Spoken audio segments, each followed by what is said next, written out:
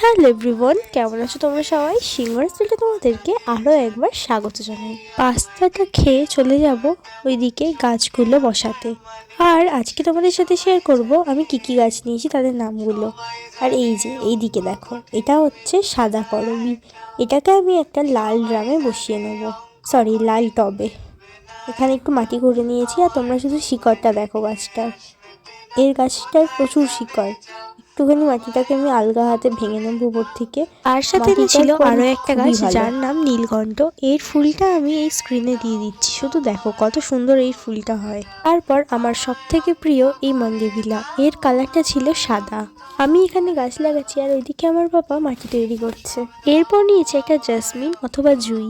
হ্যাঁ, আমার কাছে একটা জুঁইয়ের ভ্যারাইটি আছে, তবে এটা অরেঞ্জ ভ্যারাইটি। আর আমি এটা কাটতে পারছিলাম না বলে পাপাকে দিয়েছি। আর এই গাছটা পাপাই লাগাবে। এই জুঁই গাছটা লাগানো হয়ে গেলে আরেকটা টবে লাগাবো ফায়ারবল, মানে ফায়ারবল নামে একটা প্ল্যান্ট, যার পাতাগুলো দেখো উপরের দিকে লাল আর নিচের দিকে সবুজ। কি সুন্দর লাগছে না? তবে দেখো এর শিকড়টা পুরো নড়বড়ে। এরপর বসাবো এই কাঞ্চন গাছটা। আর এই কাঞ্চন গাছটা পিঙ্ক ভ্যারাইটির। এর ফুলগুলো ঠিক এই রকম হবে। মোটামুটি এখানে সব গাছ লাগানো হয়ে গেছে।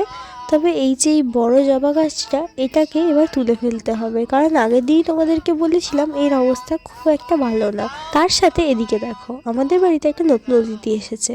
তবে ও একটু ক্যামেরা শাই, তাই ও পালাচ্ছে। দেখো, ক্যামেরার সামনে আসতেই চাইছে না। বাগানে সব কাজকর্ম শেষ করে আমি খেয়ে নিয়েছিলাম চপ, আর তার সাথে গরম গরম সিঙ্গারা। তারপর পাপার কথা মতো আজকে সন্ধ্যেতে মা বানালো মুড়ি মাখা। এখানে মা শসা পেঁয়াজ সব দিয়ে দিচ্ছে। আর এই যে পাপা এনেছে সিঙ্গারা, ভেজিটেবল চপ, আর এখানে আলুর চপ।